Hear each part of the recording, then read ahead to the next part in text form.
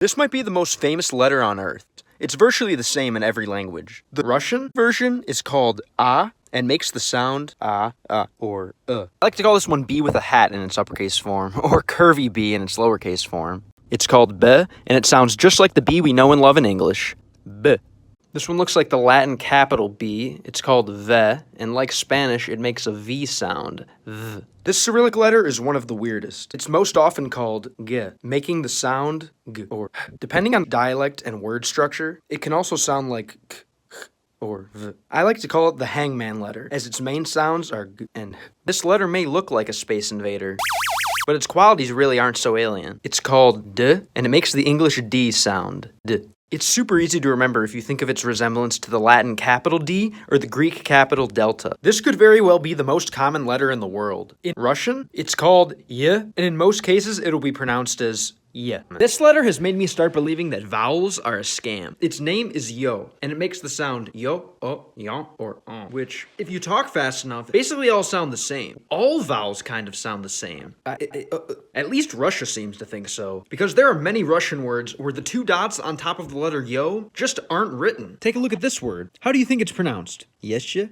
Nope. Try Yeshu. Or how about this one? It's written as svoye, but it's actually pronounced svoyo. What might this symbol be? Is it an asterisk? No, you f***ing shithead. This special snowflake is a letter in the Cyrillic alphabet, and its name is zhe, and the sound it makes is similar to its name. That sound is zh. See how it kind of looks like someone sprawled out on an inner tube at a water park, getting some leisure time? Or maybe like someone laying on a beach somewhere, right under some buried treasure. It's just a number, bro. That sentence doesn't apply to this symbol. In the language of the universe, it is a number, 3. But in the Cyrillic script, it's also a letter. It's called ze, and it takes the sound of the English letter Z. Z. To remember the pronunciation, I always think of a middle-aged Slavic man driving a BMW Z3. Z. You might think that this backwards N makes a consonant sound, but really, it's a vowel. It's called E, and it sounds like E or I. Here's what goes on in my head when I see it in a word. It can also be a word itself, usually meaning and. Focusing on the middle part will help you remember how it's pronounced. This is one of my favorite Cyrillic letters. To me, it looks like a backwards N with a crown, but it's really a Cyrillic E with a crown. When it's wearing its crown, its name becomes short E. I guess it's trying to look taller by wearing its crown floating on its head. Its sound is E. To understand the difference between short E and regular E, let's take a look at the Russian word for Russian, Ruski. Notice the difference in pronunciation between the two similar letters, Ruski E. Although both letters are called E, the one with the crown gets to make the sound E. Most of the world knows this symbol. The beauty of this symbol is that no matter what language or script it's found in, it makes the same sound. K. In Cyrillic, it's called Ka. This lovely Cyrillic letter looks like someone lunging. It's called L, and it sounds like L. Let's look at how I like to remember it. Just isolate the long, lanky left leg. It almost looks like a flipped Latin capital L, and you'll learn the pronunciation of this Cyrillic letter naturally. You see this letter? What language do you think of? Because of words like me, more, and mine, I tend to think of the consumerist West and the languages that are spoken there. I was shocked to find out that this letter also appears in Cyrillic script languages, and it makes the same sound as it does in the West. In the Cyrillic context, the letter's called M, and the sound it makes is M. If you want to learn this Cyrillic letter, you'll have to reprogram your brain again. This symbol can mean a few different things for us in the West, but our friends in the Far East all know it as N, and it makes the sound M. As an English speaker, I just visualize turning the middle piece a bit to make it look like the N that I know. Every human in the world knows this symbol. In this part of the world, it's commonly called O. It makes the sound O or Many Cyrillic letters are derived from Greek. This one comes from arguably the most famous Greek letter of them all, pi. It's called Pe, and it sounds like P.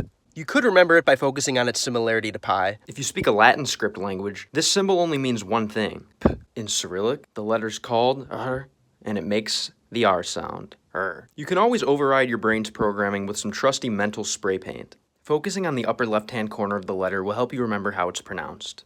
R. If you're an English speaker, then you likely know this symbol as the letter C, and you know that it can make quite a few different sounds depending on the other letters that surround it. But what does this symbol mean to a Russian? To them, it's a letter as well. It's commonly called S, and it consistently makes the same sound. S. I was always confused seeing the Cyrillic acronym for the USSR. CSCP. I later found out that it stood for Soyuz Sovietske Sozialistische Republik. What a mouthful. At least it helps me remember how to pronounce this letter. S. Here's another symbol that's shared by the whole world. It's commonly called T, and just like in Latin, it makes the sound T. This letter's called U. Just like its name, the sound it makes is U. When I see it in a sentence, I completely ignore the bottom half like the gentleman I am, and I keep my eyes up here. The shape of the top part helps me remember the pronunciation. U. This is a Cyrillic letter. In Cyrillic, it's called F or F, and the sound it makes is F. To help remember, I always think of phosphorus on the periodic table, or phosphor, as the sound appears twice, and the symbols look similar. After all, the periodic table was invented by a Russian guy. This symbol has countless different uses. It's typically called ch, and the sound it makes is used to designate laughter. So it's not too hard to remember once you've seen it a few times. But don't be fooled. It's a more Slavic laugh. Ha ha ha. This little U with the tail makes the ts sound. It's pretty easy to remember if you think of the classic Russian word tsar. If that doesn't work, it does look an awful lot like Caesar Milan reaching down to nip the ear of a misbehaving dog. This upside down backwards lowercase h is a very common letter in the Cyrillic script. Its name is Ch, and it makes the sound ch.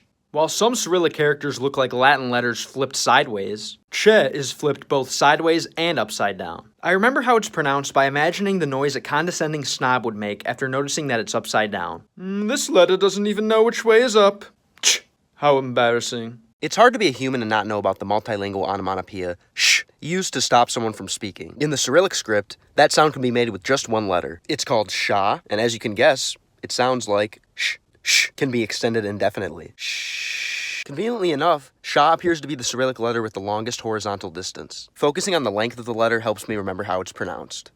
Sh. Have you ever seen this symbol before? It's called sha, and like its name, it makes the sound sh.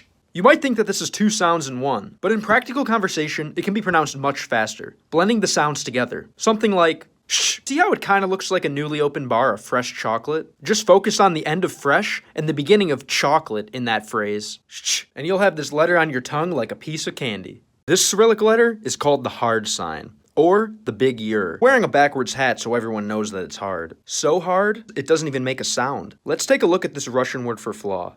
Izyan. It's just a glorified apostrophe. This might be the most infamous Cyrillic character. Although it looks like two letters, it is just one singular letter. And in most cases, it sounds like half a letter. Its name is Yeri or Yeru, and its pronunciation is based around the sound U. This letter only makes the first half of that sound. U. As this letter looks like it's halfway to being the English word Bill, I created a character named Shy Bill to help with its most common pronunciation. Just take someone who has the name Bill, make them shy, and put them in a social situation. Spending too much time thinking about previous mistakes is useless, and it can turn you into a simp fast. In the Cyrillic script, there's a letter that can alter the past. It's called the soft sign, or the small yer. It doesn't make a sound on its own, but instead it softens the consonant that comes before it through a process called palatalization. This just means that you pronounce the consonant with your tongue lightly touching the palate or roof of your mouth. Let's take a look at the Russian word for game. Kon. When you add the soft sign to the end of it, it becomes kon. The word for horse. Just remember, we've all done things we wish we could take back, but you can't change what's been written, and only a soft little bee would try. The Russian language has so many rules that they had to invent a few extra letters, and this symbol is one of them. Normally, when this letter is the first letter of a word, it's pronounced as ye, like in the Russian word yesho. But what if we want to have a word that begins with the sound e? As you can see in the word eto, we use this letter. It's called e or e oborotnoye, literally meaning backwards e. It mostly appears as the first letter in a word, like in the example. When it shows up elsewhere, it's usually in a loan word, a word borrowed from a different language, such as rap from English. So if you're a Russian rapper, this should be your favorite letter. So this one looks like sex, or a key. And I like to call it the Soldier Boy letter because its name is, and it's pronounced as you. This backwards capital R is a vowel in the Cyrillic script. It's called ya, and as its name suggests, in most cases, it sounds like ya. However, when it comes after a soft consonant, which is a consonant pronounced with the tongue close to or touching the roof of the mouth, the y is dropped, and it's pronounced as a. In these cases, it can also sound like a, or I. But for most situations, you can focus on its similarity to a jumping Mario to remember its most common pronunciation.